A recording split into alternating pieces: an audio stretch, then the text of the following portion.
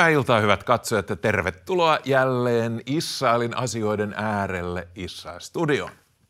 Tänään esitämme haastattelun, jossa tapasimme NGO Monitor-nimisen järjestön, tai se pitäisi kai lausua NGO Monitor, israelilainen järjestö, joka tutkii ulkomailta tulevia rahavirtoja, jotka kohdistuvat Israelin ja palestiinalaisten konfliktia siinä operoiviin kansalaisjärjestöihin. Ja itse asiassa mehän jo tässä loppukeväästä esitimme NGO Monitor-järjestön vanhemman tutkijan Sean Sachsin haastattelun, jossa hän kertoi nimenomaan Suomeen liittyen, että minkälaisia ongelmia suomalaiseen rahoitukseen liittyy, jota muun muassa ulkoministeriö ja kirkon ulkomaanapu lähettävät kansalaisjärjestöille, jotka pääasiassa vastustavat ja kiusaavat Israelia. Ja tästä sitten jatkoimme keskustelua NGO Monitorin varatoimitusjohtajan Olga Deutschin kanssa Jerusalemissa toukokuun viimeisellä viikolla. Okay. Olga Deutsch, thank you for inviting us to NGO Monitor. Thank you for coming to visit us in Jerusalem. It's a pleasure to have you. Thank you. And just recently we had one of your senior researchers, Sean Sachs, in the same program. We had a bit different background in our studio, but it's good to be in Jerusalem. The scenery in the Middle East is always a little different than in Finland. Right. So your position here is vice president. Yes, that is true. I have been with NGO Monitor. It's going to be 10 years now in September. And yes, I serve as the vice president, and am very proud to help lead an 18-people organization right now that is active globally. So what's the focus of NGO Monitor? So we are an Israel-based research organization, and before October the 7th, it would have probably taken me 5 minutes to explain exactly what we do, because it was so reserved for those who are engaged in the political conversation and experts on politics and international affairs.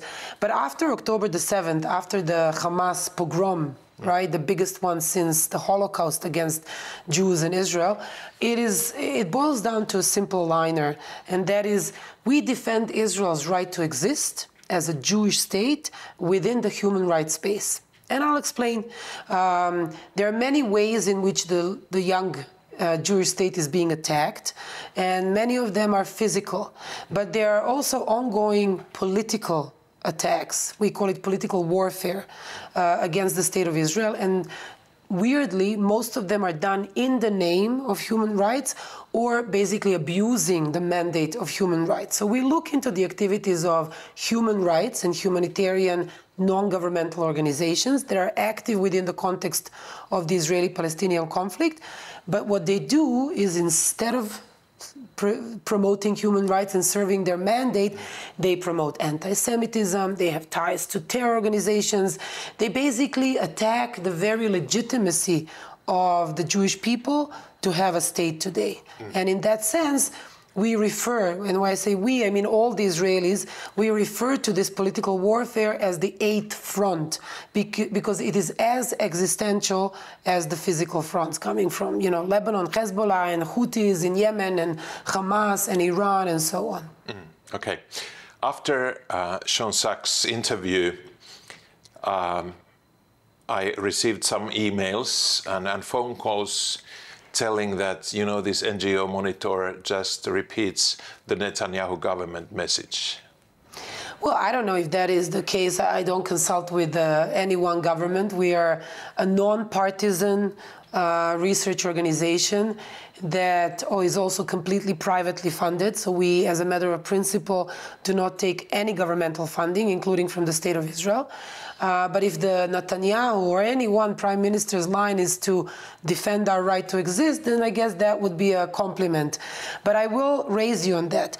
All our research is based on publicly available information, or we call it open source information. Now, that is, to my mind, in my book, is just a fancy word for Googling.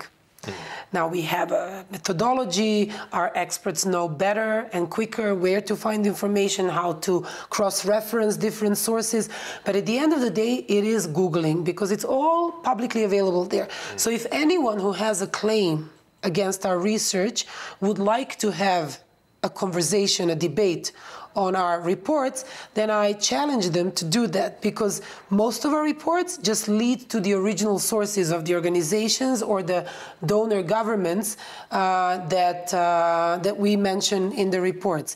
And if a government supports a group that says, from the river to the sea, Palestine shall be free, which is basically a call to destroy the state of Israel, or, supports an organization that will say Palestinian resistance in all its forms is our right, which basically says applying terror against Israelis is legitimate, then I think they have an issue and not me in proving that our research is serious.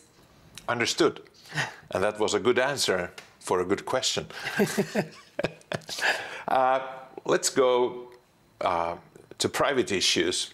Olga Deutsch. Are you a Deutsch person from Germany?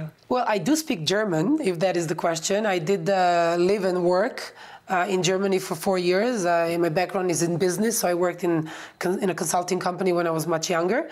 But no, I am originally from Serbia, and Deutsch is my husband's family name. We're talking about a Jewish family that has German origins. At some point, originated from Germany, moved to Transylvania, the border between today's Hungary and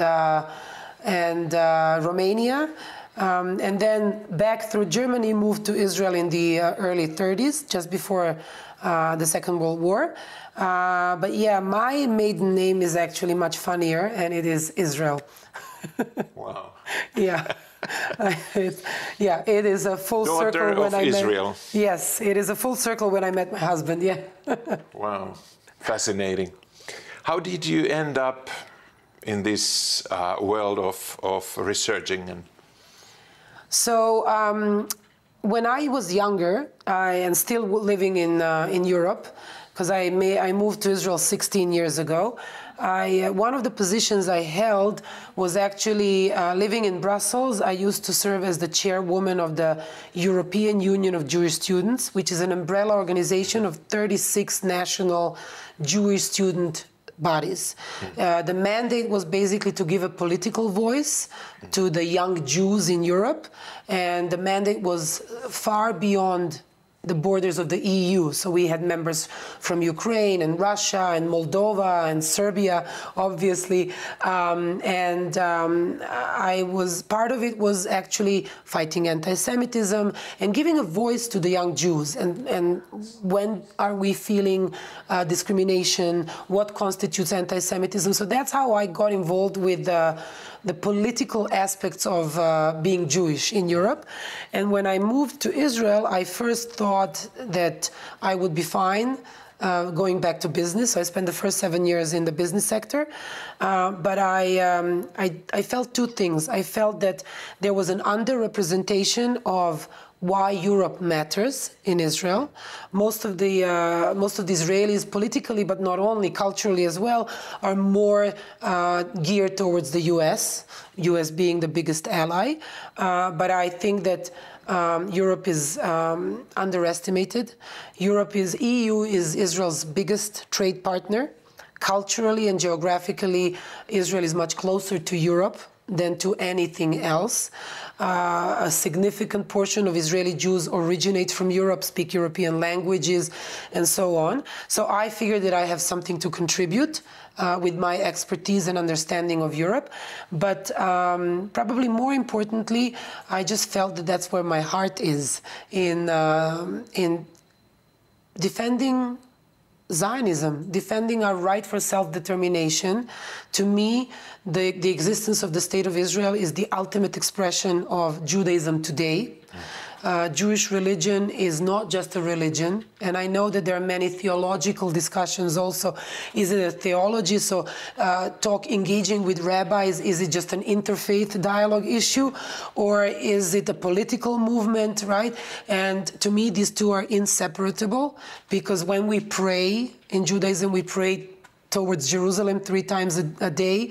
When we celebrate our religious holidays, most of them evolve around the geography, around this piece of land and the story that is attached to this piece of land. So defending our right to be here in a democratic state is my ultimate expression of my Judaism and my Zionism. So I wanted to make it a full-time job and not just a hobby. Okay. I know about you and about NGO Monitor, especially what is related to Finland. And we've been able to have, during recent years, many visits from here to Finland. We've been organizing different meetings with politicians and other leaders, explaining what's going on in Finland. But in largest scope, what's going on in Europe from your perspective at the moment? So it's not a simple question, and there's no black or white answer to that. Let me start with stating the official report of the Israeli government about the level of anti-Semitism in Europe in 2024. They say that globally, and that includes Europe, there was a 340% surge in anti-Semitism in 2024. And the numbers are pretty much the same for 2023. There is an incredible increase since October the 7th. And I think even for European standards, and the Americans always laugh about us Europeans, they will always say to me, well, you guys are used to living with a certain level of anti-Semitism as a pre-given. But I think, yeah, which is a sad thing to say, but I think since October the 7th, we have seen, even for European standards, unprecedented levels of Jew hatred, violence, and political antagonism, right, and anti-Semitism in Europe. Can you name some countries? Of course, and I'll give you the toughest example. You know, I could speak about Ireland, which is just anti-Semitic. The government there is super, and you cannot even call it critical of Israel. Like, they are just so biased that a lot of the policies will, borderline be anti-Semitic. We could talk about Spain, whose prime minister just last week, accused Israel of genocide, which is, I mean, it doesn't even warrant a serious argument. So many have flirted with the idea that Israel is an apartheid and so on. But I want to actually talk about Germany. It is probably the most important European state in many ways, and most definitely for Israel. And we just marked 60 years of the diplomatic relations between Germany and Israel, so it's very symbolic as well. On one hand, the same report by the Israeli government says that there was an 80% surge in anti-Semitism in Germany in 2024, which is huge, right? And they said that 70% of these attacks and incidents were Israel-related, which explains the nature of anti-Semitic attacks. Is it coming from the right or left? So I think that most of it nowadays is coming from the left, and it is being cushioned and mantled as criticism of the State of Israel. A lot of it is staged as advocating for the Palestinian people, but most of it is just hatred against Jews and attacking Jews. And, you know, you, Risto, are representative of the Finnish government to the IHRA, to the International Holocaust Remembrance Alliance, right? And not directly the government, but yes. Yeah, we're working together. And you yourself are an expert on anti-Semitism, so you will appreciate what I have to say and the importance of the IHRA working definition on anti-Semitism, that we don't have a challenge in addressing the anti-Semitism coming from the far right. There is anti-Semitism coming from the far right, but we know how to identify it, we know how to call it by its name, label it, and the legal system knows how to sanction it, persecute it. When it comes to the anti-Semitism coming from the left, the system doesn't know how to deal with it. And, you know, when... It's more civilized. It's more civilized, and it's more connected to Israel. And then it's much easier to package it as criticism. Yeah. You know, when Finnish Jews are accused of being more loyal to Israel than to Finland, that is bona fide anti-Semitism. When when Israel is judged by double standards that no other country has to uphold to, then most people, because they're not experts, will say, well, it's just criticism of the modern policies of the State of Israel. But more often than not, it is actually anti-Semitism. But again, so you have this country, Germany, which on one hand is the most strategic partner in Europe of the State of Israel. Since October the 7th has been the most vocal European support of Israel, sent multiple delegations to Israel. It is the only country in Europe that, you know, says that BDS is illegal in Germany, that just in November passed a resolution that says anyone who denies Israel's right to exist will not get any German governmental support, financial or other, right? That says in the coalition agreement of each government that Israel's right to exist and defend itself is Germany's raison d'etre, and yet you have an 80% surge in anti-Semitism. And I think it's a perfect example of the complexity of talking about the situation when it comes to Jewish communities and Israel in Europe. You have the EU that will say the same things on paper, but then will review EU's association agreement with Israel just last week over the humanitarian aid issue. While a month ago, they held a meeting with the Palestinian Authority in Brussels, and they committed 1.6 billion euros in funding to PA, no conditions attached. So there is this complexity of like, yes, we want to fight anti-Semitism, but when it's about Israel, then we are much critical. There's actually an interesting book written by an American author, Dana Horn, titled, and I think when I tell you the title, you'll understand where I'm going to with it, that says, "People love dead Jews, live Jews less so," meaning we love to commemorate Holocaust. Yeah, romanticize it. Exactly, and also talk about the Judeo-Christian heritage of the continent and how we must not forget what happened during the Second World War, but we struggle still to translate that into modern day, reality. Yeah, let's go back to Germany. About a week ago, when there was a foreign ministers meeting in Brussels, and there was this motion to open the association agreement between the EU and Israel, and its Article 2, which relates to human rights. Germany was one of the nations who voted against the move. Exactly. But just a few days ago, new Chancellor Friedrich Merz, and I was highly surprised by what he said, that we cannot accept anymore what Israel is doing. And again, you're touching the core of the challenge.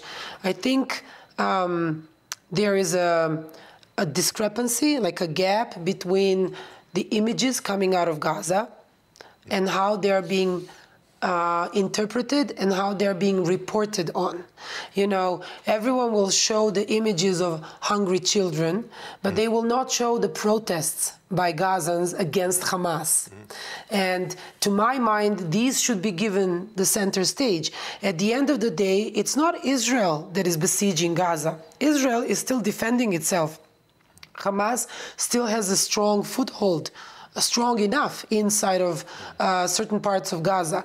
I think the people of Gaza are the, you know, beyond the 58 Israeli hostages that are being still held by Hamas, the people, the civilians of Gaza are the biggest hostages of this terrorist entity, right? And we have, after October the 7th, there was tremendous support for Israel because no one could discard the gravity of the atrocities that took place. But pretty quickly, very quickly, that sort of evaporated and turned.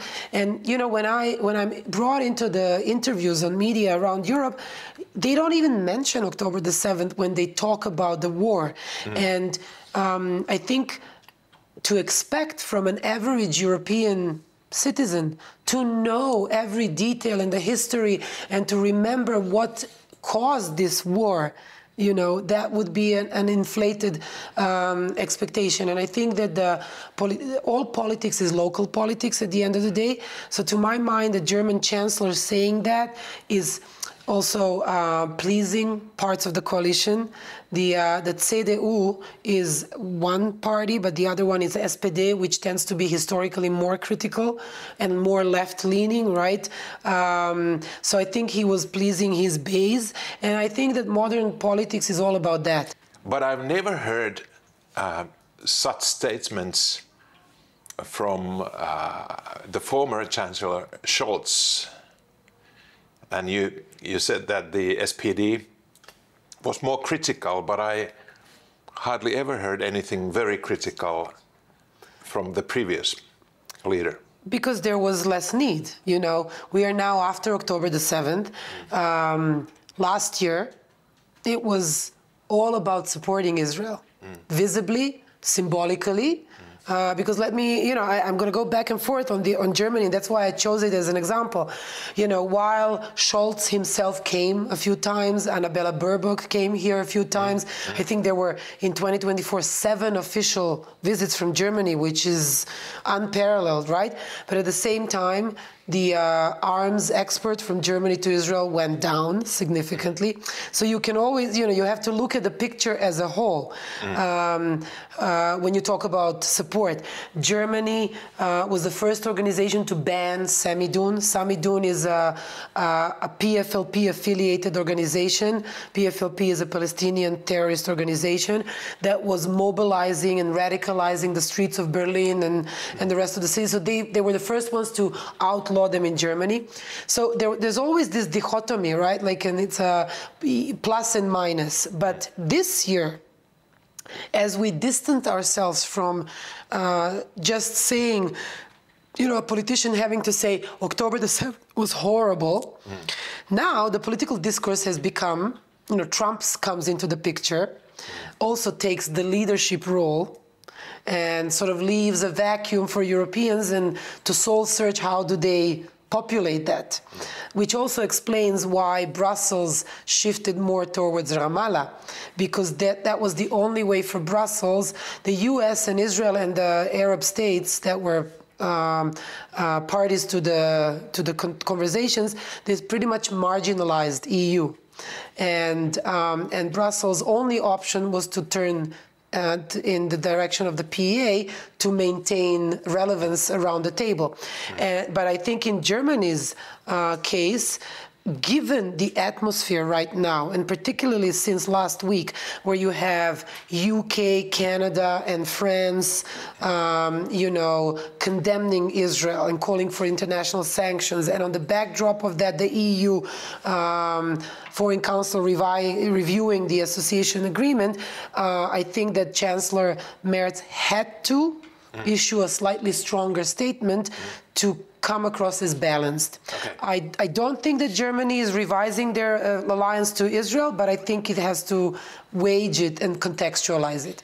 So how do you see the axis of Germany and France today? What is the role President Macron is playing here? Because he seems to be the key pro-Palestinian actor in Europe at the moment. Well, I'm not an Israeli official, so I can allow myself to say things more bluntly. I don't really think France plays a significant role in the context of the Israeli-Palestinian conflict, and more broadly in the context of whatever will be the new deal, the new geopolitical arrangement in the Middle East. But he tries. He tries hard. to. But my 10 cents would be that he is more making a statement for a significant Muslim population in his own country. Let's not forget that France also has a historical relationship with Lebanon and a significant population in Paris and in France. And I think taking a stronger stand on that is more to serve the local politics than to try to be on a... I don't see how they're a player. I think that Brussels, obviously, and let's not forget, money talks. EU is the single largest donor of aid globally, but the same is the case when it comes to Palestinians and the conflict here. And EU is single largest PA's donor. So that on its own buys them a seat around the table. Germany, but EU is a transnational entity. Germany is the second largest single donor, and that dictates the relevance. When it comes to France, it's not really the case. Okay, so donations from the EU and Germany, much of them goes to Area C in the Palestinian territories, or Judea and Samaria. So how do you see that flow of money to the area which should be under Israeli control? And it seems that with the European money, there are a lot of action, construction, etc., that are against the Oslo Accords. So your answer sort of also already, your question already answers half of the... You know more about it. I only know about the headline.